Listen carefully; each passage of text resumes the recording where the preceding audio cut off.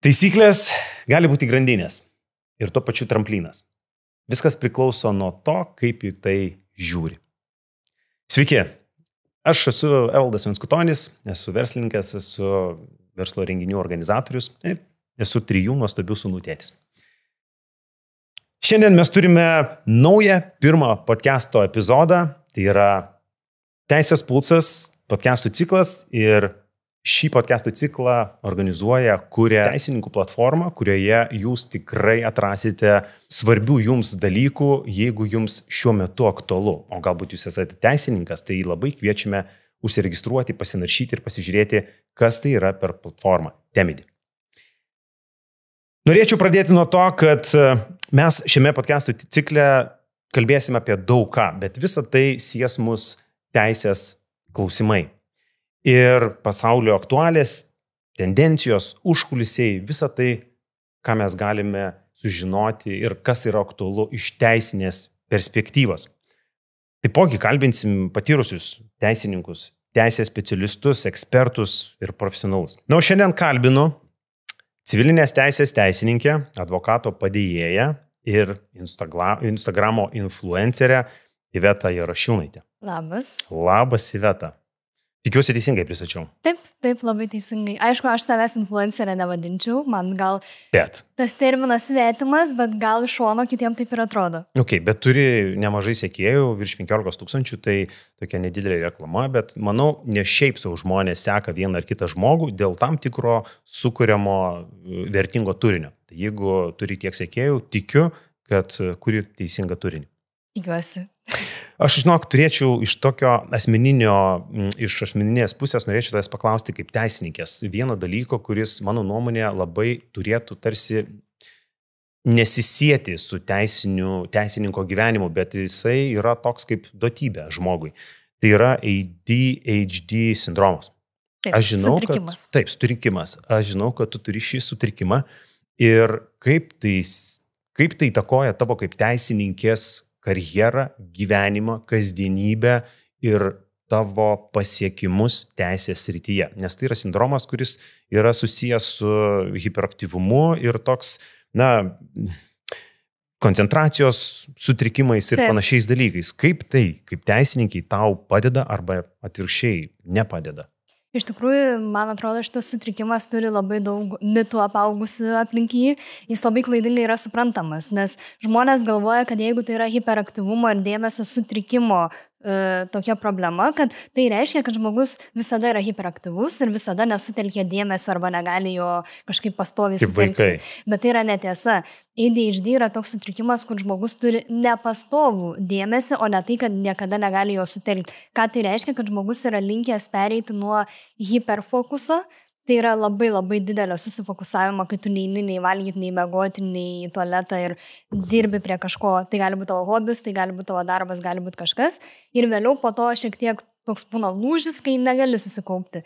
Tai man kaip teisininkai tai labai padeda, nes aš nueinu į hiperfokusą, nes tai yra mano aistra, tai yra mano darbas, kuris man patinka. Jeigu nepatiktų, būtų kitaip. Jeigu aš dirbčiau kažkokį darbą, kuris man yra nemalonus ir sunku dirbti, tai turbūt šitas sutrikimas man kliudytų, galbūt negalėčiau susikaupti ir fokusuočiaus kažkur kitur, bet kai man patinka, tai yra mano aistra, tai aš nueinu į hiperfokusą, aš atsisėdu ir jeigu aš, tarkim, kažkokią bylų analizę darau, rengiu ieškinį, ruošiuosi posėdžiui ir aš pasineriu į tokią visiškai savo minčių transo būseną, kur aš esu darbiniam maude, dirbu ir niekas manęs neblaško, aš galiu nevalgyti, neiti į tualetą, niekas man nebeegzistuoja aplinka ir aš tiesiog dirbu. Tai tu antiek susikaupi į savo reikalą, kaip čia yra tam tikras momentas, galbūt sąsaja su autizmu, nes kai kurie autistai žmonės, jiem tai yra natūralu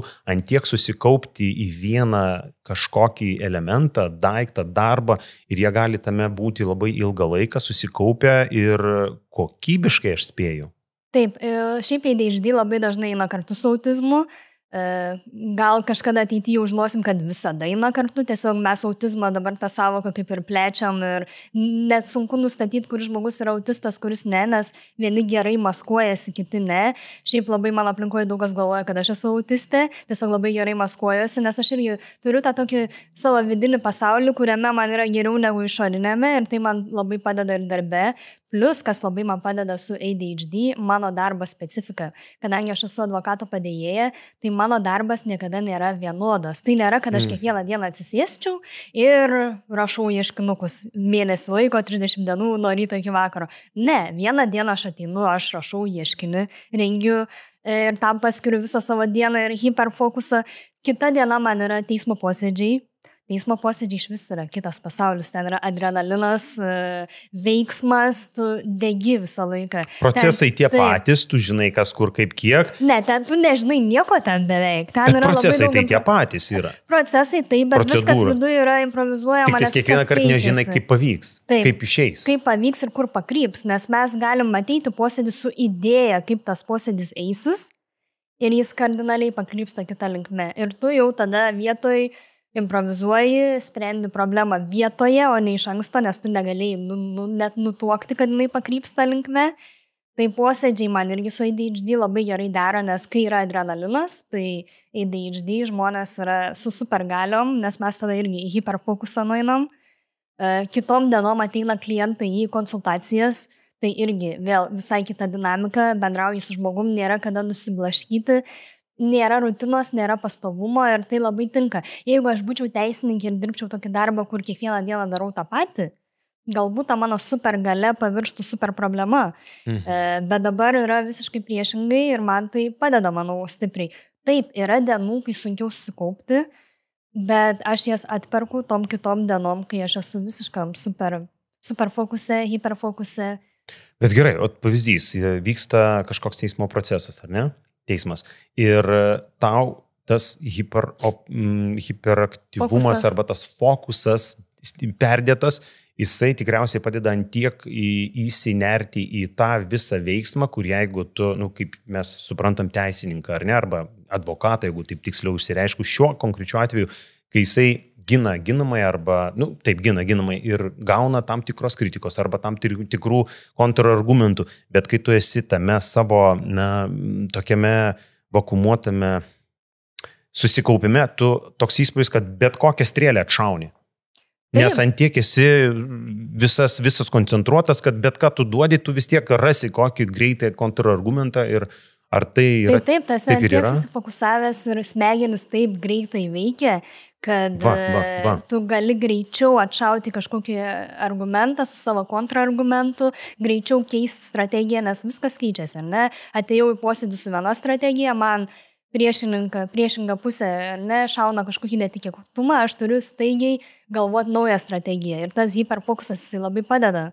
Tai teisininkam gal iš esmės apsimoka turėti šitą sindromą. Tobulas sutrikimas. Manau, kad tiem, kurie yra advokatūroje, tai labai yra padeda, bet tie, kurie galbūt dirba labiau tik su popieriais arba tik su kažkokia viena sritimi, gali būti atvirkščiai, gali būti, kad labai dobė.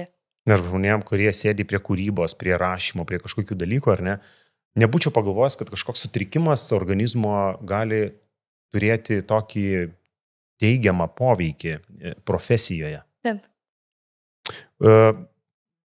Aš labai džiaugiuosi, kad aš paklausiu šitą klausimą, nes aš manau, kad dabar žiūrovai turėjo galimybę pamatyti, kad ne visada tai, kas atrodo minusas, yra minusas. Kartais tai galima pavirsti iš tikrųjų pliusu. Už kažkokią minusą slypi visgi pliusas. O kaip prasidėjo tavo kelias į teisę? Aš žinau, kad tu esi ne pirmos kartos teisininkė. Taip, aš esu trečios kartos teisininkė ir manau natūraliai visi galvotų, kad mano kelias į teisę turėjo būti labai tiesus ir aiškus nuo vaikystės, bet buvo atvirkščiai. Aš kadangi esu iš teisininkų giminės... Kelintą kartą esi? Trečia karta. Trečia karta? Taip. Tai aš tokia sumaištauta, esu jautis pagal zodiaką, tai priešingai, aš sakiau, aš darysiu bet ką, bet aš nebūsiu teisininkė. Nes man visi labai nuo vaikystės krovė tą lūkestį. Net ne kiek iš šeimos narių, kiek iš aplinkinių. Nes visi galvodo, tai mama advokatė, senelis advokatas, teta advokatė, ten dėdė prokuroras, tai aišku, ir tu būsi teisininkė. Ir man toks buvo, o vat nebūsiu, o vat specialiai nebūsiu. Ir man toks buvo pasipriešinimas, nes aš visada giliai turbūt dvejojau savo gebėjimais. Labai sunku, yra labai didelis spaudimas, kai tu esi teisininkų palikuonis ir jau net ne pirmos kartos, ne antros, o trečios. Tas spaudimas, kad tu turi tam tikrą kartelę atitikti. Ir man atrodo, aš taip bijojau viduje pasąmoningai, kad aš tos kartelės nepasieksiu, kad geriau aš vis kažką kitą darysiu.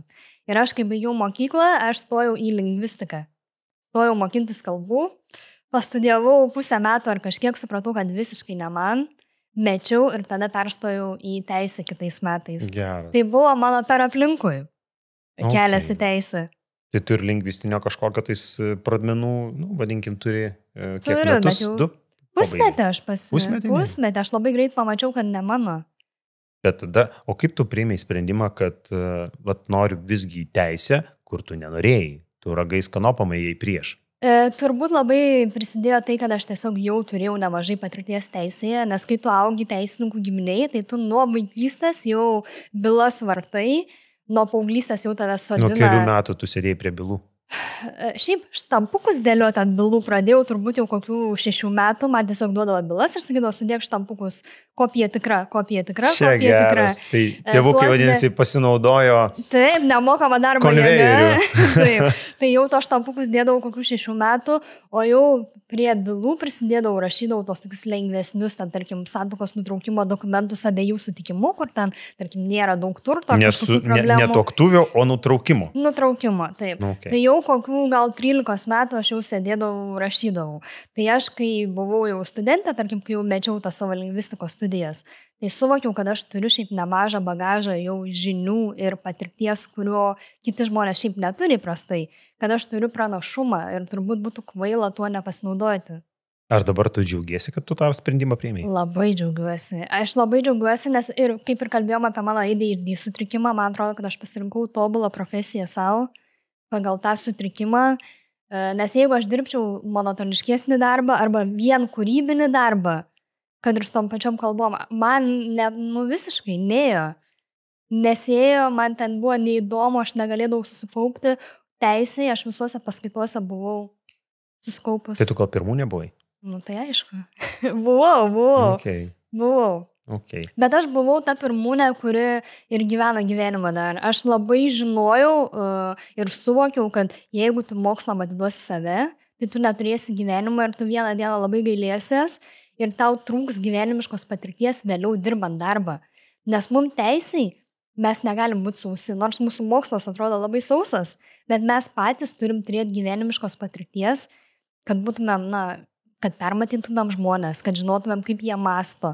Nes taigi mes, kai atstovaujam klientą, mes turim ne tik savo klientą žinoti, mes turim kažkiek numatyti ir ką galvoja kita šalis, tarkim atsakovas, jeigu mes ieškovą atstovaujam, ką jisai gali galvoti, ką jis gali būti nuslėpęs. Geras strategas turi būti, psichologas tuo pačiu. Turi turėti nemažai patirties ir bendravimo su žmonėmis, o kur tu jaunystėje bendrauji vakarėliuose, aišku, kur daugiau, kur mokinies bendrauti su žmonėmis, kur mokinies pažinti žmonės, kur mokinies kaip, ar tave kas gali apgauti, kaip. Tai viskas yra realiai. Patyrimus per baliukus, vieną koją baliukę, kitas rytas jau moksluose. Taip, dėl to aš visada, kai mane studentai klausia, kokį turi man patarimą kaip studentai, aš sakau, nepamiršk gyvenimą.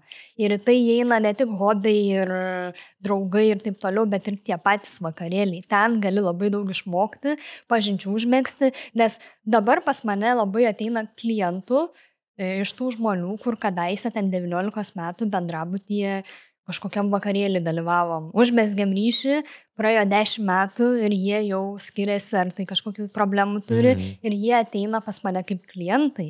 Tai tos pažintis yra ne tik, kad tave kažkur kažkas prastum gali, bet pas tave klientai ateina iš tų žmonių, kur tu kadaise bendravai. Visiškai pritariu, tik tai žinai, yra toks vienas momentas, kad ne kiekvienas turi tokių gabumų. Tai yra vakare vakaroti, o ryte atsikelti ir labai kokybiškai atlikti savo mokslus. Čia labai balansas. Čia yra labai palaikyti, neperspausti. Manau, kad ir rimti dalykai dar. Taip.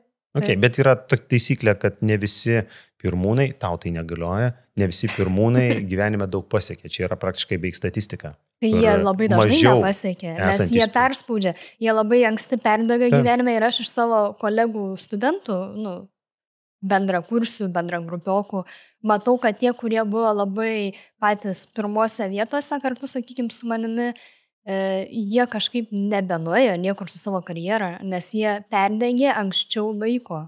O ir šiaip, galbūt mažiau turi galimybių save realizuoti dėl kažkokių per didelių lūkesčių, per didelių galbūt savęs pastatymo ant podiumo, ar ne, kad man viskas bus duotybė, aš pirmūnas esu, dėl to man viskas ateis, man čia darbus duos, nes matys mano pažymius, mano gebėjimus ir visą kitą.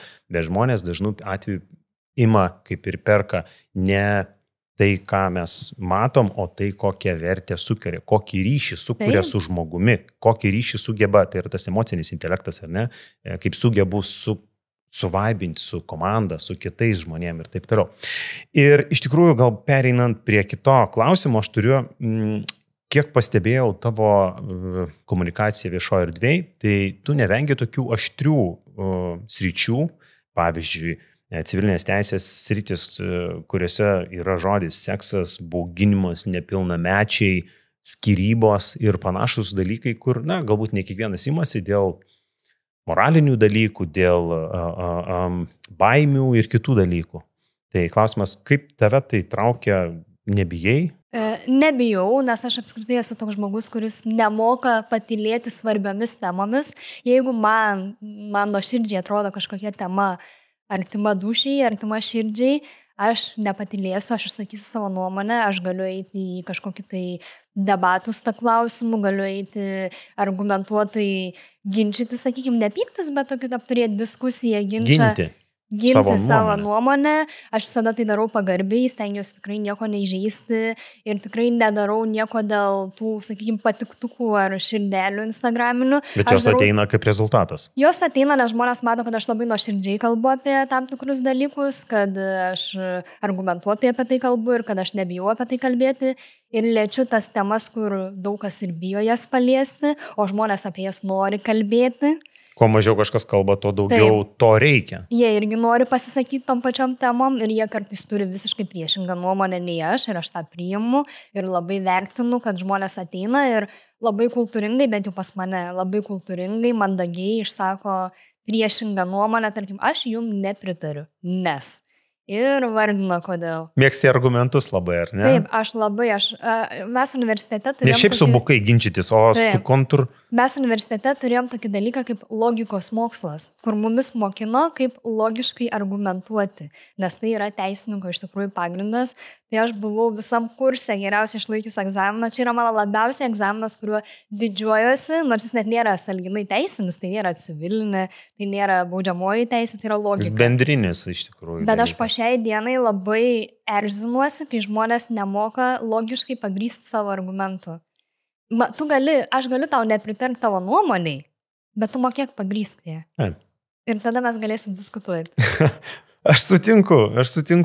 Čia yra problema žmonėse, nes dažnai būna, kad kaip jaučiai neria į sieną, ragais įsispyrė, bet po to tik tais, kai jiem parodai biškelį stop, tada jie susivokia, kad jie neturi argumentų. Taip, nes aš tai pasakiau. Nes tiesiog nori, kadangi kažkas nesutinka su mano nuomonė, aš dabar privalau ambiciją savo išsaugoti ir vis tiek ginti savo nuomonę, kokia kvailai jį bebūtų. Tai čia ne visada yra logikos tame. Taip, aš labai dievinu diskusijas, gali būti žmogus visiškai kraštutinių pažiūrų, kur aš nepritariu visiškai, bet jeigu moka argumentuoti. Pavyzdžiui, kokias rytis? Gali būti, kad ir ta pati politika, gali būti teisė, tarkim, aš nepritariu politikės Morganos Danielės iniciatyvai padaryti sekso susitikimų tai iniciatyvai, kad privalo būti labai ten vos neraštu išreikštas sutikimas lytiniam aktui, aš jam nepritariu. Bet jeigu kažkoks žmogus pritarė ir moka argumentuotai diskutuoti apie tai, mes galime diskutuoti. Galime ir apie kvailus ir tokius kontroversiškus dalykus visai gražiai padiskutuoti. Taip. Ok, aš labai pritariu. Ir kaip tu manai, kokie iššūkiai tu, kaip ir aš? Aš 11 metų jau, tu irgi daug metų, įskaitant dar savo tą vaikystės patirtį teisininkų šeimoje ir darbus tuos. Bet kyla daug iššūkių įvairių procesinių ir gyvenimų ir profesinių iššūkių dirbant savo versle, savo. Taip. Tavo atveju tai dirbu sau. dalinai verslas, dalinai profesija. Tai Taip. dirbi savo. Kokie iššūkiai kyla teisininkui dirbant savo?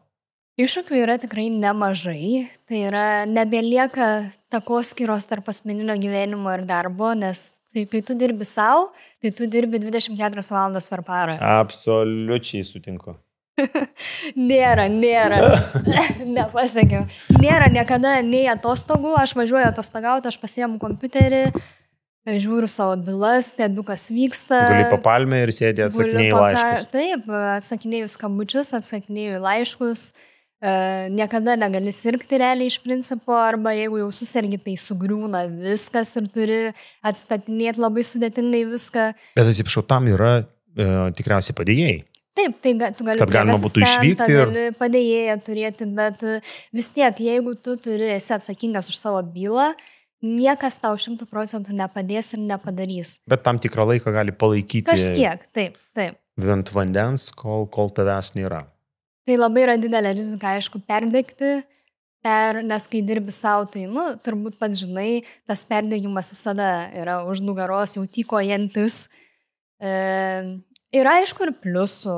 Ta prasme, jeigu pats susidėlioji savo darbo grafiką, gali pasimti laisvadienį tada, kada nori.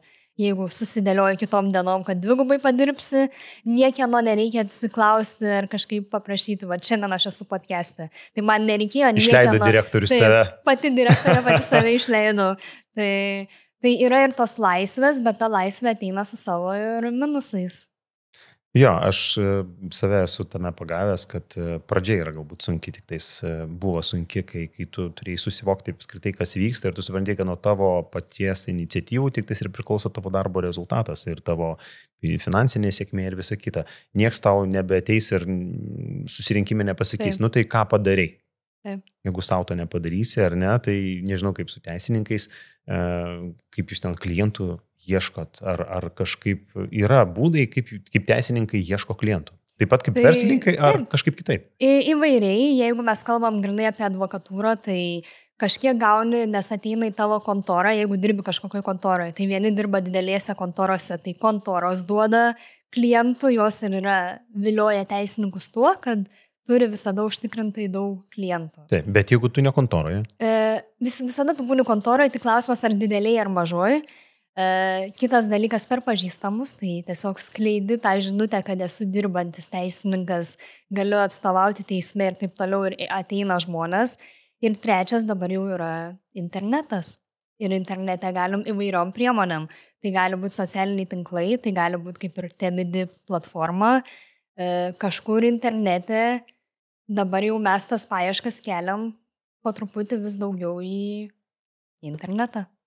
Aš matau, kad tau tas internetas labai padėjo. Padėjo jisai tau, ar Taip. Internetas atėjo kaip pasiekmė rezultatų, ar visgi... Aš aišku turėjau klientų ir iš kitur, iš kontoros, iš pažįstamų, bet ir internetas kartu prisideda. Mano socialiniai tinklai, mano Instagramas labiausiai, kuo aš daugiau auginu auditoriją ten, tuo natūraliai ateina daugiau ir klientų, kurie jau mane žino ne tik kaip teisininkę, bet ir kažkiek kaip žmogų, kaip asmenybę, sakykime. Jiem tinka, jiem patinka, jie nori manęs ir jie tada kreipiasi paslaugų. Ir vienodos vertybės galbūt, taip, ar ne? Taip, jie mato, kaip aš komunikuoju, ką komunikuoju, kokia mano pozicija tam tikrais klausimais yra. O tu gali pasidalinti, kaip ir kas nutiko, kad tu nusprendėjai eiti į Instagramą, į socialinę mediją ir joje būti daug, kurti turinį ir panašiai. Ar tai dėl noro išpopuliarėti, ar tai dėl noro rasti daugiau klientų, ar tai dėl to vidinio pašaukimo kažką duoti, sukurti kažkokią tais, pridėtinę vertę, ar kažkokie kiti gal niuansai? Iš ties tai yra keli niuansai. Vienas yra, tai nepamirškim, kad aš esu jauna, man 30 metų, mano karta jau yra socialinių tinklų karta. Mums tiesiog patinka būti socialiniuose tinkluose. Aš turiu ir savo asmeninius socialinius tinklus ir man patinka ten kelti. Tai jau yra mano ir kartos, jau čia toksai reikalas, kad mes mėgstam tos socialinius tinklus. O kitas buvo, aš mačiau, tokia buvo ir tebėra labai mano mėgstama odontologija, tokia Valentina. Ir jinai susikūrė savo Instagramą ir jinai pradėjo edukuoti žmonės apie odontologiją. Jinai net ne kiek savo asmeninę reklamą darė, bet kiek jinai edukavo apie dantų higieną, apie burnos sveikatą ir taip toliau.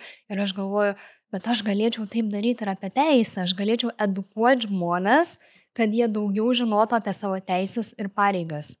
Ir tai visgi tave įkvėpė kitas pavyzdys internetinis. Taip, ir aš irgi labai tada norėjau skleisti teisinės žinias tam tikras, žinutes irgi, edukuoti žmonės ir aš tada sukūriau, iš pradžių buvo mūsų kontoros tai puslapis, bet vėliau labai greitai jis patapo mano asmeniniu, nes tiesiog nusprendėm visi turėti savo asmeninius kontoroj. Ir va taip, tai mano tas tikslas buvo, kažkiek man tiesiog patinka tai daryti, kažkiek norėjau edukuoti žmonės, o vėliau pamačiau, kad tai veikia ir kažkiek kaip savireklama. O kaip tau šis socialinis tinklas, pastebėjau, kad Facebook'e, man atrodo, nelabai ten stipriai esi. Mažai aš Facebook'e, taip. Ne tavo kartos socialinė medija. Taip. Kaip tu manai, Instagramas gali tau padėti ateityje kurti pridėtinę vertę teisės srityje? Ir tavo profesija. Taip, aš manau, kad Instagramas labai gali padėti, nes tu kuri savo jau asmeninį brandą, asmeninį savo prekės ženklą kaip teisininkas. Ir ten išlieka visi tavo įrašai, tavo matosi. Žinot, anksčiau gal mes turėdavom LinkedIną, kažkokie CV, kur matosi, ką žmogus veikia per karjerą, kokiose konferencijose dalyvavo, kokius kursus baigė.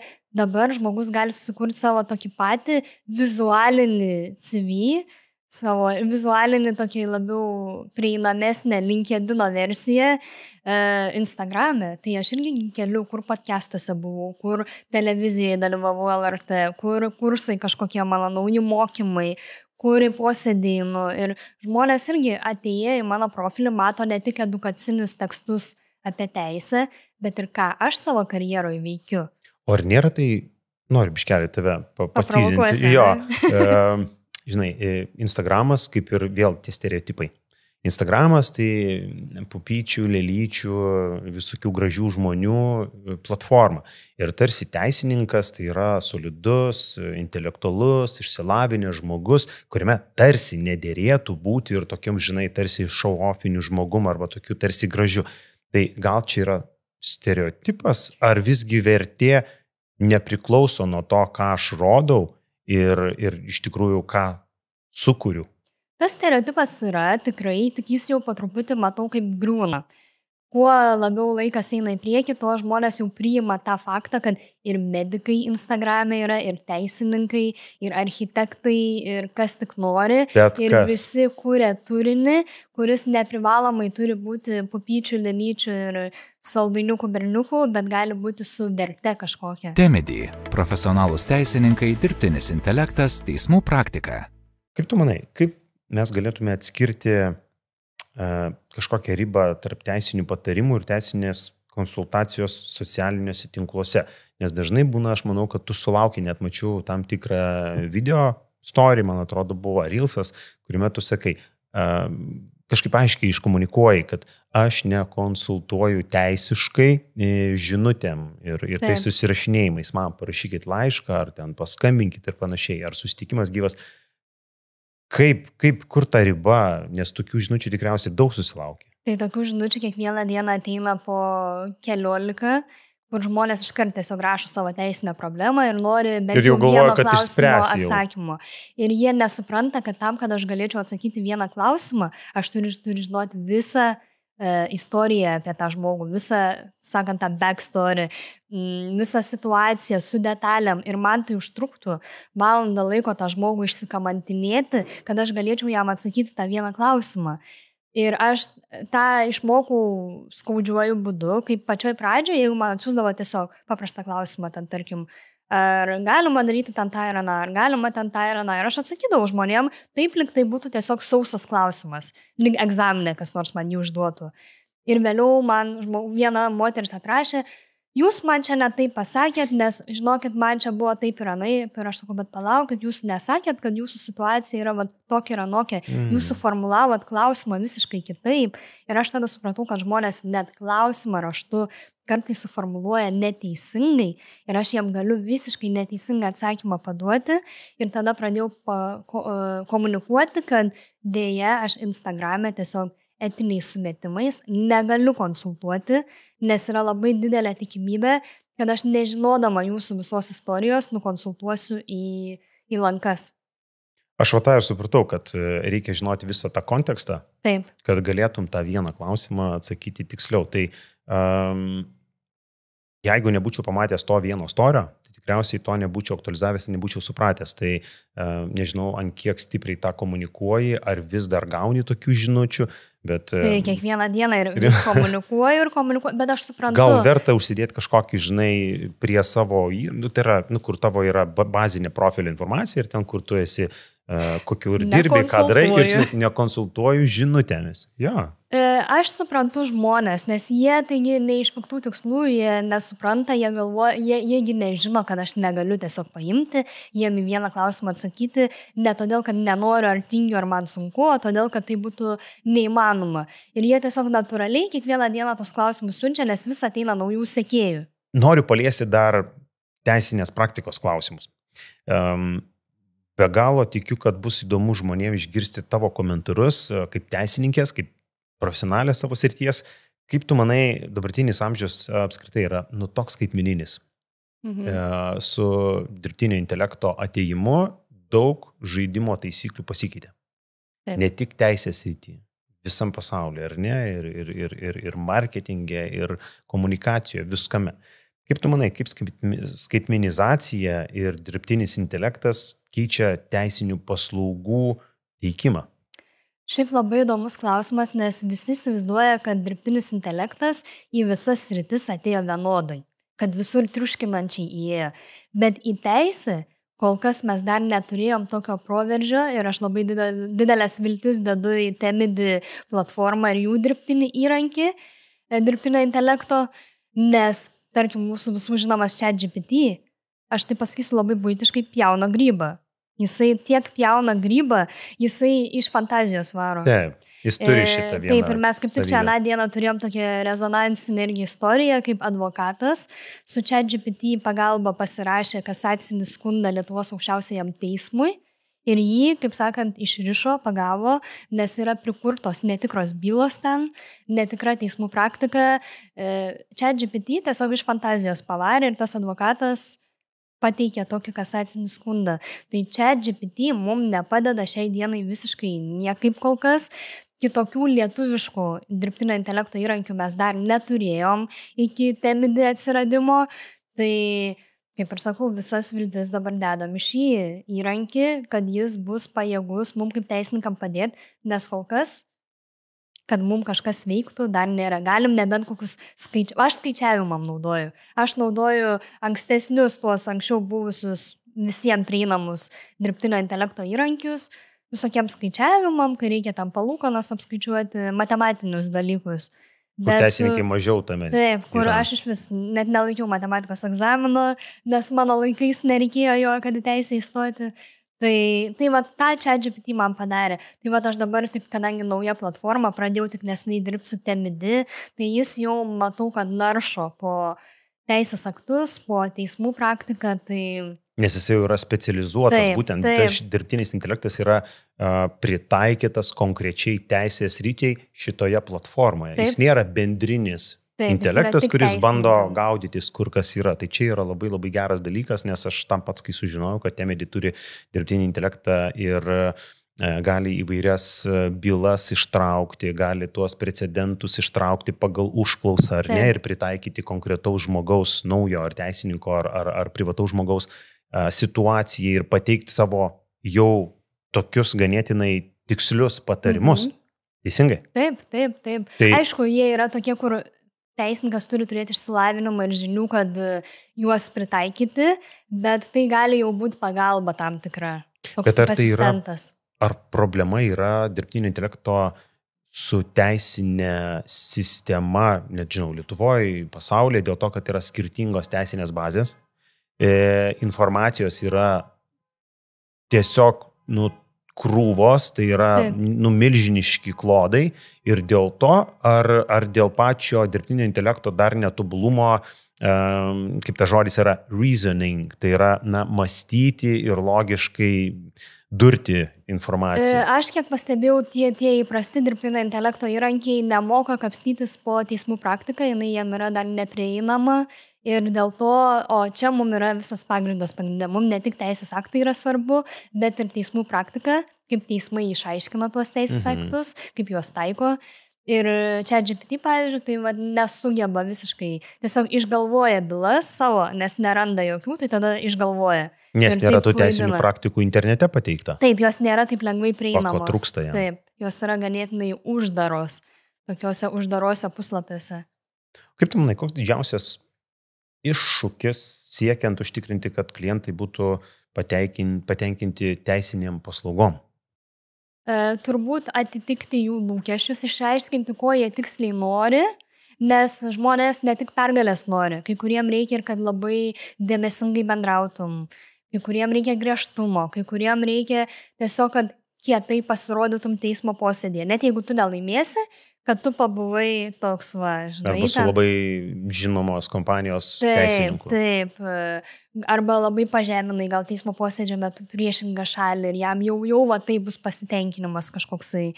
Tai reikia labai išsiaiškinti, ko klientas nori ir ar gali jam tai suteikti, nes aš, tarkim, teismo posėdžio metu visada elgsiuos mandagiai, taktiškai aš tikrai nebūsiu kažkoks erelis ir nežeminsiu kitų ir jeigu mano klientui to reikia, aš jam to negalėsiu suteikti. Ar būna kartais, kad žmonės kreipiasi į teisininkus, kad tik tais išgirstų tai, ką nori išgirsti, o ne tai, ką iš tiesų logiškai ir teisiškai gali patarti jam profesionalas, specialistas teisininkas? Tai labai dažnai ir tada čia yra labai didelė rizika, kad užpulsi ant tokio teisininko, kuris tau ir pasakys tai, ką tu nori girdėti, o ne tai, kokia yra tiesa. Mano asmeniškai tokie etinis ir moralinis yra nusistatymas visada sakyti tiesą ir aš žmonėms visada labai nuoširdžiai pasakau, kad žiūrėkit, iš to, kiek aš turiu teisinės praktikos, kiek žinau bylų, aš garantuoju, kad jūs pralaimėsit arba pasakau, kad yra didesnis šansas jums pralaimėti negu kad laimėti.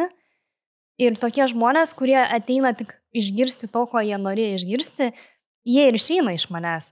Jie nueina tada pas kitą teisininką, gal net ne pas vieną ir ne pas du, tol, kol pakliūna ant tokio, kuris pasako tai, ką tu norėjai išgirsti ir tada eina bilinėtis. Aišku, pralaimi. Kartais net po to parašo man, kad pralaimėjo. Ir pasako, reikėjo klausyti jūsų. Ir tada grįžta pas tave su komentarais. Taip, ir pasako, reikėjo klausyti jūsų. Kartais jie grįžta pas mane su sekančiam problemom. Ta prasme, jeigu jiem vėliau gyvenime iškyla kitų teisinių problemų, jie jau grįžta pas mane ir sako, jūs manęs neapgavot tą pirmąjį kartą, sakėt, kad pralaimėsiu, aš netikėjau, pralaimėjau, tai noriu grįžti pas jūs, nes laikau jūs sąžiningų žmogum. Tai tas labai paglosto širdį. Bet iš tikrųjų, tu sakai, paminėjai žodį sąžiningas. Sąžiningumas, matyt, teisėje tai yra kertinis dalykas. Taip. Nes tai turi būti sąžiningas pirmas dalykas prieš save ir prieš klientą ir prieš teisinę sistemą. Taip. Bet klausimas, kaip tau atrodo, ar yra jeigu tu esi teisininkas, tai tu esi teisininkas tik tais darbe, ar ir gyvenime tu irgi esi analogiškas žmogus, tai yra teisingas, besivadovaujantis taisyklėm ir panašiai. Ar tai gali būti ir skirtingi žmonės? Aš manau, kad tai gali būti labai skirtingi, nes aš duosiu pavyzdį, taip kaip medikai. Ar medikas, kuris gydo, tarkim, kardiologas, kitus žmonės, ar jis tobulai pats gyvena gyvenimą sveikatos prasme. Ne. Dažnai matom ir rūkančius, ir ten kažkokius kitus blogus įpročius turinčių medikų. Tai yra du skirtingi gyvenimai. Kaip mes esam profesijoje ir kaip esam asmeniniam gyvenime, mes galim būti kardinaliai skirtingi. Aišku, gali būti panašumų, gali kažkokių dalykų persilieti, bet galim mes būti ir labai skirtingi. Aš tikrai nesu kažkokia perdėta teisinguolė savo asmeniniam gyvenime. Ir tikrai pati ir klaidų padarau ir kažko gal ne visada teisingai. Nu, todėl mes ir esame žmonės. Taip. Okay. Žinok, turiu dar tokių klausimų, kur tikrai labai noriu paliesti, Gerai. jei tu ne prieš. Pereiti norėčiau prie tokių skyrybų temų. Nu, kam aktualu, kam mažiau aktualu, bet su to susijusios ir technologijos. Pavyzdžiui, ar skaitmeninės technologijos, nu, pavyzdžiui, kažkokios sekimo programėlės ar pokalbiai slaptai rašyti, gali dažnai tapti įrodymais skyrybų bylose? Patapti įrodymais gali, bet tai nėra taip dažnai, kaip žmonės įsivaizduoja, dėl labai paprastos priežasties. Dauguma žmonių iki paskutinės minutės nesitikė, kad jie išsiskirs. Na, nesiruošia tam taip jau stipriai iš anksto. Įprasta lietuviška šeima tikrai iki paskutinio jau to lašo bando klijuotis, lipdytis ir tik jau, na jau kai jau tiesiog jau paskutinės ta taurė perpildo tą taurę, jau tada jau tiesiog skiriasi, jau kraustosi skirtingai gyventi ir taip toliau. Nėra taip dažna, kad kažkas sektų ir labai iš anksto strategiškai ruoštųsi skyrybom. Yra, žinoma, tai labiau galbūt turtingesnių žmonių kompanijoje, sakykime, populiaru, nes jiem yra tiesiog daugiau ant kortos pastatyta, plus jie turi daugiau, kas jiems patarė. Jie turi advokatus, kurie ten gal verslo reikalais patarė ir taip toliau ir gali patarti ir skyrybų reikalais, bet eilinio lietuvio šeimoje, tradiciniai paprastoji šeimoje, kad labai ten sektų ir rašinėtų, tai nėra labai dažnas dalykas. Čia jau labiau tokių... Čia Lietuvos praktika. Taip. Čia jau labiau toks yra turtingesnių žmonių taktinis dėl kainos? reikalas. Ar dėl kad įrodytų kultūrinių kito skirtumų? sutuoktinio kaltę, tam tikrus dalykus, kad galėtų jais vėliau manipuliuoti. O ar tie įrodymai iš esmės jie turi svorį? Kai tu žinai, kad teisiškai mes negalime įrašinėti be žmogaus sutikimo. Bet, o tačiau? Šeimos teisė yra šiek tiek laisviau. Tos virvės, kurios šiaip įprastai mums labai griežtai laiko, šeimos teisė yra šiek tiek laisvesnės. Tai nereiškia, kad mes galim bet ką, bet kur, bet kaip įrašinėti, bet šiek tiek yra laisviau. Ir teismai, priimami tie įrodymai. Teismai laisviau priima tuos tokius įrodymus, tikrai žiūri atsainiau šiek tiek. Gal tu prisimeni kokią nors keiščiausią, labiausiai absurdišką priežastį, dėl kurio žmonės norėjo skirtis? Tų absurdiškų priežasčių yra, aišku, daug. Keiščiausia. Gal aš sakyčiau, net nekiek... Nėra tokių ne most common, kur čia man nesuėjo charakteriai. Ne apie tai, o kur, tikrai, kur tu rimtai dėl šito? Yra dėl plastinės chirurgijos, tarkim, nes mes dabar jau turim tam tikrų žmonių tarpe, jau, sakykime, jau net priklausomybės lygyje tą norą pūsti viską, gražinti, tempti, koreguoti. Tai yra, esu mačius porą tokių situacijų, kur vienas iš sutuoktinių nebetlaiko kito sutuoktinio liguisto noro gražintis, nes tai jau patampa liga. Tai tiesiog yra liga, tai psichinė liga, sutrikimas yra, tai kai nebetlaiko, tai toks gana absurdiškai atrodo, bet kai suvoki, kad tai yra liga, tai supranti, kad tai yra psichikos sutrikimas tam tikras. Gal galima pateisinti tą žmogų, aš spėjau, tai buvo vyras, kuris pareiškė iniciatyvą skirtis, kai tu, tarkim, jeigu tai yra sutuoktiniai, kai tu susitokiai su vienu žmogum, bet po kurio laiko tu supranti, kad tu nebetpažįsti vizualiai to žmogaus, ypač jeigu galbūt, stipriai yra koreguojamas veidas ir daug kartinai, tai žmogaus veido bruožai labai skiriasi. Mes žinom tikrai gerų pavyzdžių, kur yra ir užsienio pavyzdžių, kur tai yra nebe tas žmogus, nebe tas. Ir jau nekalbant apie finansinės išlaidas, jau nekalbant apie tą dalį, ar ne, tai galbūt kartais galima logiškai suprasti. Arba bandyti padėti tam žmogui. Na taip, juk bažnyčia visi sako ir bėdoje, ir varge, o tai čia ir yra bėda, žmogus serga, jis turi psichikos tam tikrą jau iškreiptą matymą, sutrikimą. Tai čia jau toks ant klaustuko, ar moraliai elgiasi tas žmogus, kuris palieka. Aš apskritai gana liberaliai žiūriu į skyrybas, man atrodo, kad dauguma žmonių apskritai nėra sutverti nugyventi 40 ar 50 metų kartu su vienu partneriu. Tai aš gana liberalių pažiūrų į tas skyrybas esu, plius dirbu su tuo, bet kitiem, kurie galbūt, pavyzdžiui, religingesni. Tai klausimas, kaip jie pažiūrėtų į tai. Tai kadangi tu dirbi labai dažnai su skyrybom, tau tai tikriausiai įėjo tokia, kaip žinai, į foninę muziką. Taip. Tau čia matyti kaip kasdienybė, taip. Kaip agurką supjaustyti salotams. Eilinė diena ofise. Ok. Ar tiesa, kad Lietuvoje vis dar sunku nutraukti santuoką, jei vienas iš sutuoktinių tam priešinasi? Ne, netiesa, čia yra visiškas mitas. Pas mus santuoką galima nutraukti ir... Per kiek laiko greičiausiai galima nutraukti santuoką? Per kelis... Jeigu priešinasi... Taip. Per kelis mėnesius. Tai čia tops. Taip. Bet tai yra gana greitai, jeigu pagalvoji, kad žmogus priešinasi, nesutinka ir tu vis tiek per kelis mėnesius gali, jeigu nėra daug turtų, jeigu nėra vaikų, tarkim, tai galima gana greitai nutraukti. Tai manau, kad visai. O jeigu yra vaikai arba jeigu nesipriešina, arba, gerai, kitaip paklausiu, o kaip greičiausiai galima išsiskirti? Bendru sutarimu, kai taikiai. Taikios skyrybos bendru. Ne, taip kažkur galima žiūrint, kaip greitai teismai, koks teismo užimtumas, tai gali būti, kad net ir per porą savaičių nutraukė. Jeigu teismas... Vis tiek jau nebe per porą dienų, per porą savaičių. Žinai, jeigu ten dviese žmonės yra jau tiesiog, kaip katė su šunim, gali būti problemų. Na taip, bet jeigu taikios tos skyrybos, tai jau dažniausiai ne kaip katė su šunim būna, ganėtinai taip taikiai sutarė, kad gražiai išsiskirti. Ok. Mes jau artėjom prie pabaigos. Taip. Ir pabaigai dar norėčiau kelis klausimus užduoti tau, norėdamas sužinoti tavo nuomonę. Kaip manai, ką reikėtų apskritai žinoti žmogui, kuris pirmą kartą pradeda ieškoti teisininko dėl kažkokios priežasties, dėl poreikio kažkokio? Ką reikėtų žinoti apie teisininką, apie paiešką, apie situaciją? Turbūt reikia išsigryninti, kaip tu pats viduje jauties, kas tau labiau saugumą suteiktų. Ar didelės kontoros vardas, ar asmeninis dėmesys iš tavo teisininko, iš tavo advokato, tarkim.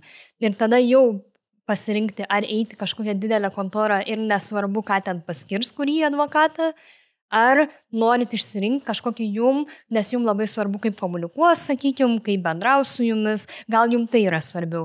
Tai išsigrynint tą, ar eiti didelę kontorą, ar į butikinės kontoras imti ir kažkokį pagal asmenybę išsirinkti teisininką, pagal komunikavimą, pagal moralę kažkokią, pagal vertybės, kuris jum yra svarbesnis aspektas. Ir tada žiūrėti, ar eiti į didelę kontorą, ar ieškoti kažkur, gal, sakykime, internete, jum prieinamo teisininko, kuris gal ir nedirba dideliai kontorai. Bet aš galvoju,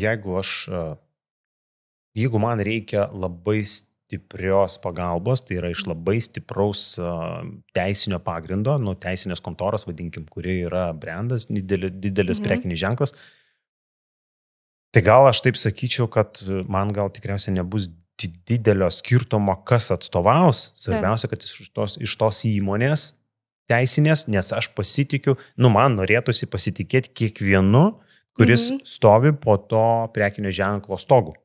Taip, tai čia tą reikia išsigryninti. Ar tau tiesiog užtenka to žinojimo, kad tu esi stiprioje kontoroje ir ten visi daugiau mažiau bus stiprus, bet gal tau, pavyzdžiui, nepatiks komunikacija tavo advokato, gal jis mažai su tavim komunikuos, gal bus per grubus, gal per švelnus, tu nežinai pas ką eisi. Bet tau užtenka to, kad tu žinai, kad jis kaip profesionalas yra pakankamai stiprus ir jau nesvarbu, kaip su tavim ten bendraus.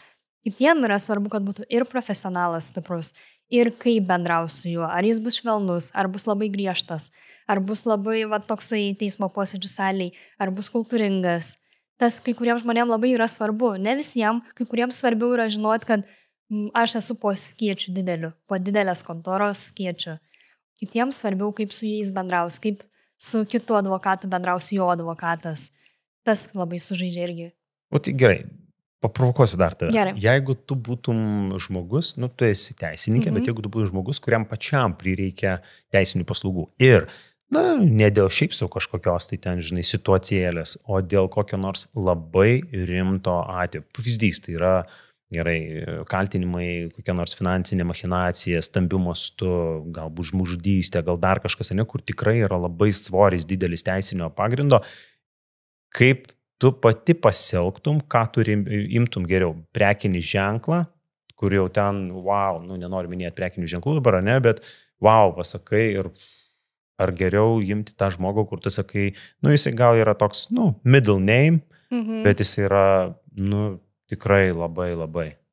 Aš iš tikrųjų imčiau pagal asmenybę, pagal pavienį žmogų, nes man labai būtų svarbu žinoti, pas ką aš einu, kaip tas žmogus komunikuos su manim, kokia jo yra moralė, kokia etika, kokios vertybės ir ar mes, nes kai tavo visas gyvenimas stovi ant kažkokios bylos, tu su tuo savo advokatu bendrauji vos ne kiekvieną dieną, po kartais net ir kelias valandas ir man būtų labai svarbu, kad mes esam tam pačiam. Ant tos pačios bangos, kad suprastum, kad tos pačios vertybės ir kad jis tave palaiko, nes kartais, žinai, gali būti, kad teisininkas tiesiog daro savo darbą, gina, bet jisai viduje nepalaiko. Taip, jam gali būti tiesiog jau nelabai svarbu arba nepalaiko, arba jis gali būti atsiribojęs. Man būtų labai svarbu, kad mano teisininkas tiesiog asmeniškai priimtų tą bylą. Ir tikėtų tavimi. Taip. Nes jeigu netiki, tai tu vis tiek viduje tu ne visus syvus atiduodi, ar ne? Taip, tu turi visą savo sielą atiduoti ir tavo klientas tau turi būti kaip tavo šeimos narys. Esi turėjęs tokių atvejų? Taip. Kai netiki, bet eini tiesiog, nes reikia. Taip, darbas. bet aš klientam pasakydavau, kad aš, tarkim, matau, kad jūs meluojat ir jeigu jūs toliau renkatės meluoti gerai. Ir tiesiog tai pasakydavai? Taip, matau, kad meluojat, viskas gerai, jūs turite teisę, bet mums tiesiog būtų dirbti geriau, jeigu man jūs pasakytumėte tiesą, nes aš neprivalau tos tiesos sakyti teisėjui. Bet aš žinai, kaip išlaviruoti strategiškai, kai tu žinai tiesą. Man bus žymiai geriau, jeigu aš žinosiu visą tiesą, aš galėsiu mums parinkti geresnę strategiją. Nemeluokit, hebrytė, nemeluokit, geriau visada sakykit tiesą teisininkui. Bet teisininkas yra tas žmogus, kuris kaip ir išpažintinį, viskas lieka tik tarp teisininko ir tarp žmogaus. Taip, įstatymai saugo kliento paslaptį, tai advokatas privalo saugoti. O kaip, žinai, yra teismo posėdis, teisėsaugos sritis, teisininkai irgi žmonės. Išeina, uždaro teisininko duris, vakare grįžta, atsidaro vyno butelį, pas draugą, draugę, šeimą, pas draugus ir, kartais gal pašneka.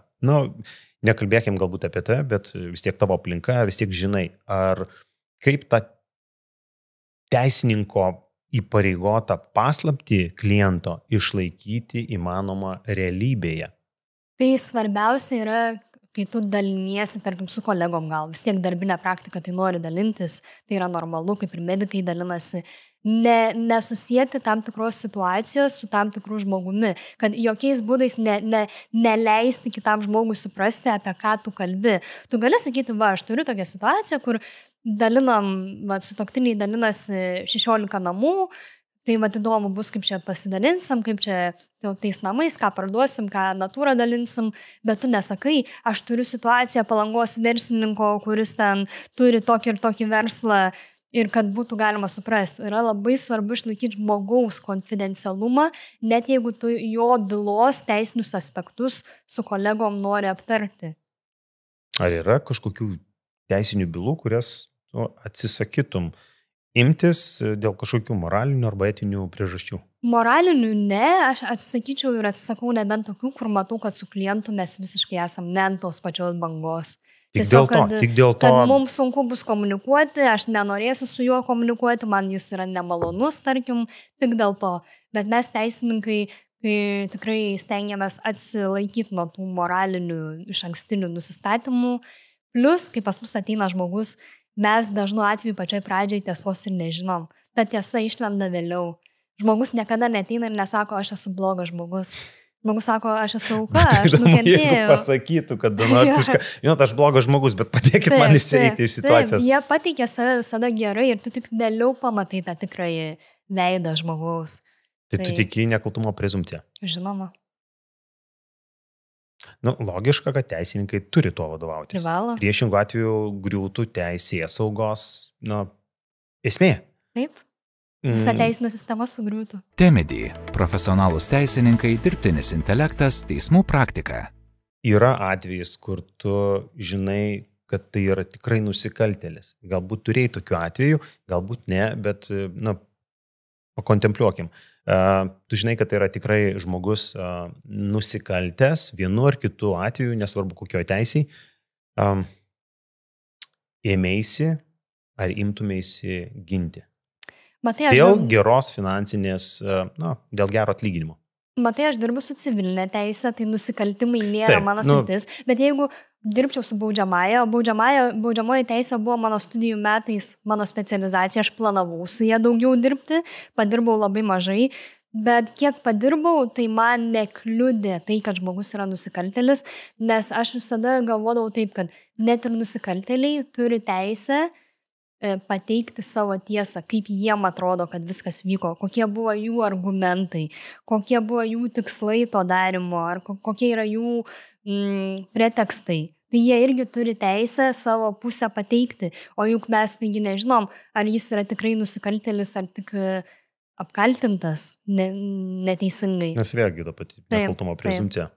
Nes kartais tu ateina žmogus pas tave ir tu matai, išveido jau nusikaltėlis. Aišku, tai kartais būna klaidingas įstikinimas. Mes jūs aiškinam pradžioje podcastų su tim prieš tai bendraudami, ar ne, apie tą pirmą įspūdį, kur atrodo į tave pasižiūrėsi, tu pati užsiminiai, kad daugelis žmonių galvoja, kad aš esu labai jauna ir vos ne čia prieš metus tik baigusi teisę. Taip, yra tas stereotipas, pasižiūri mane ir nurašo, kad turbūt ką tik studijas baigė. Ir aš prisipažįstu, aš turėjau tokį panašų įspūdį, bet labai džiaugiuosi, kad tu dar kartelį privertei mane atsiriboti nuo tų stereotipų ir iš tikrųjų vertinti žmogų pagal tai, ką jisai, kokią vertę sukuria, ką jisai kalba, kaip jisai elgisi, o ne tai, kaip jis atrodo. Ar ne? Šiuo atveju tai tavo tikrai išvaizda atrodo labai jauna, bet matau, kad tu turi daug patirties savo srity, ypač nuo tų mažų metų, ar ne, kai pradėjai savo šeimoje kapstytis po teisinės bylas. Kaip tu manai, ar teisinės studijos iš tikrųjų ruošia realiam darbui, ar viską reikia išmokti jau realiai atėjus dirbti? Tai vėlgi teorija ir praktika. Aš manau, kad šiais laikais jau nemažai paruošia ir tam praktiniam darbui, bet niekada neparuoš pilnai. Tu ateini ir tu daug ką mokiniesi iš naujo, kai jau dirbti pradedi. Bet kažkiek tikrai buvau paruošta, nebuvau paruošta tik sausam kažkokiam teorijos mokslui. Tikrai buvo studijų metais nemažai praktinių užduočių. Labai mes dažnai inscenizuodavom teismo posėdžius, kažkas bus advokatas, kažkas bus prokuroras, kažkas bus teisėjas. Tai mes tikrai nemažai to tokio praktinio pažaidimo turėjom. Žinoma, kai ateini dirbti, daug ką tenka mokintis, bet kažkiek buvau tikrai supažindinta, nebuvo šoko. Tu kiek metų primink mokėsi? Kiek 5 gaunasi? 5, ne, iš karto magistrą. Taip. Teisininkam tai yra, man atrodo, privalom kaip ir medikams tam tikrą laiką išdirbti, ar ne? Taip. Okay, tada vėlgi ryšium su tuo pereinam klausimas prie būsimų teisininkų, kurių tikrai Lietuvoje yra gausu. Kiekvienas, tikiu, atras savo vietą pasaulyje, vienaip ar kitaip. Su socialinė medija, be jos, su dirbtiniu intelektu ar be jos. Bet kaip tu manai, ar asmeninis prekinis ženklas teisininkui yra reikalingas ir kiek tai yra svarbu? Aš manau, kad asmeninis prekinis ženklas yra reikalingas, tik visi jį kūrė skirtingai. Vieni kūrė dirbdami dideliai kontoroje ir ten metai iš metų tiesiog toj kontoroje susikūrė prekinį vardą, tokį savo jau, sakykime, prekinį ženklą, kuris vėliau gali net išeiti už kontoros ribų. Aš nenoriu sukritikuoti didelių kontorų, aš manau, kad ten irgi yra puikiai terpė susikurti savo prekinį ženklą, kai tu esi po didelių stogų, didelės kontoros ir jie tave gali reklamuoti, kažkur irgi duoti tau gerų klientų. Tai yra vienas būdas, kaip galima labai puikiai susikurti savo prekinį vardą, prekinį ženklą. Kitas yra, galima kurti internete, jeigu nenori arba kartu derinti ir darbą dideliai kontoroje ir kurti internete, arba jeigu nenori dirbti dideliai kontoroje, iš karto pradėti dirbti prie savo asmeninio prekės ženklo interneto platformose įvairiuose, nuo socialinių tinklų iki to paties Temidi. Bet ar tai yra privaloma?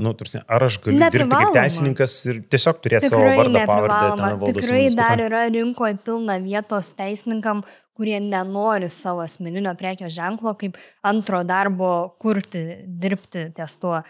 Tu gali dirbti kontoroje, ateiti, atidirbti ir tikrai taip juodai ties savo prekės ženklo asmeniniu ir nedirbti. Tai tikrai neišsigąskit tie, kurie nenori to kurti ir galbūt nenori eiti į viešumą, nenori internete kažkur labai viešintis. Viskas gerai, jums tikrai yra vietos pasaulyje pakankamai. Ir tai nepakenks mano teisininko, vadinkim, profesija arba nepadarys, nesuteiks mažiau vertės. Ne, visiems yra, manau, pakankamai vietos ir visi skirtingose srityse skirtingai save išsikels. Vieni per prekės ženklą, kiti tiesiog stabiliai dirbdami darbą ir savęs per daug nereklamuodami. Nežinau, kiek turi sąlyčio su jaunaisiais būsimais teisininkais arba jau ką tik pradėjusiais, vadinkim, šią karjerą žmonėmis. Kaip tu manai, kaip jauni teisininkai gali ir turi išsiskirti konkurenciniai rinkoje? Nes jie atėjo, jie įkrito į vandenyną. Ir kaip nuo ko jiem pradėti? Na, aš sąlyčio su studentais turiu nemažai, nes dažnai jiems dėstau, paskaitas mane pakviečia pravesti jiem, tai nemažai tenka bendrauti su jais. Ir aš matau tą didelę takoskyrą tarp tų, kurie nori kurti savo asmeninį prekės ženklą ir jau tą daro studijų metu, ir tų, kurie nenori kažkur per daug lysti, bet kažkaip tai reikia prasimušti.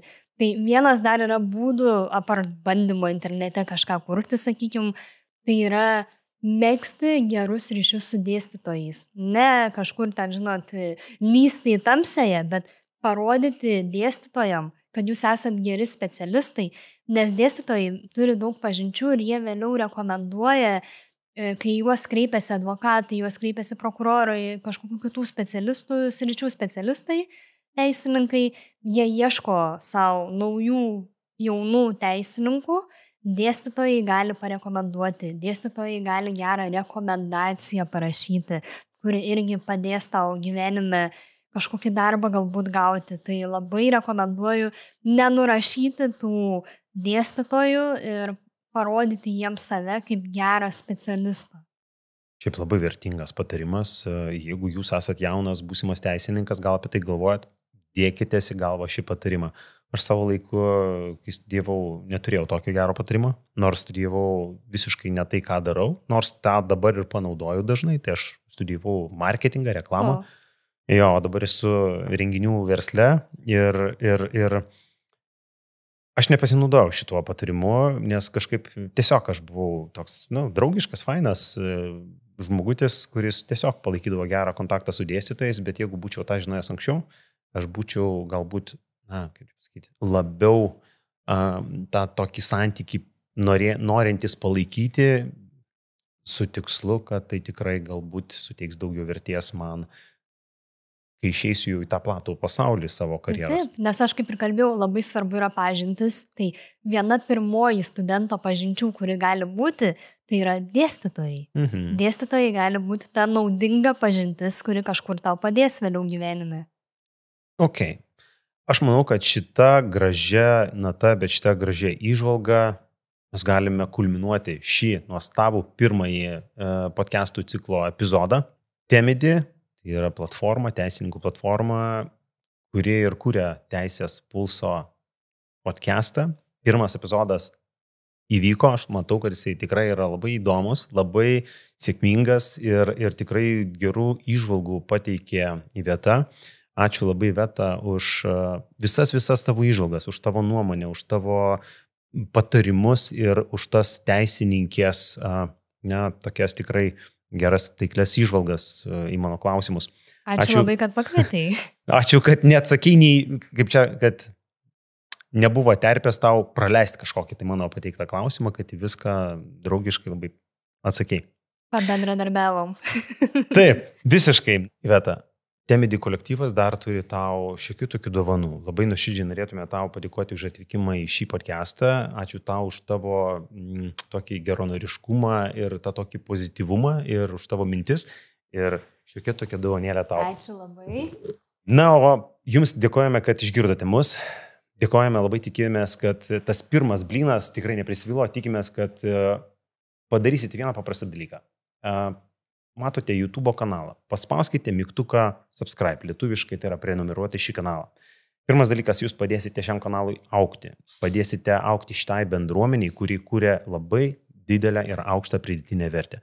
Ir su tuo augimu mes galėsime kurti daugiau vertingo turinio jums patiems. Kuo daugiau mūsų bus, kuo daugiau bus jūsų, tuo daugiau mes galėsime ir būsime motyvuoti kurti. Paspauskite mygtuką prenumeruoti, paspauskite mygtuką patiktuką, jeigu jums patiko šitas epizodas, ir tai mus skatins ir parodys, kad mes judame teisinga linkme.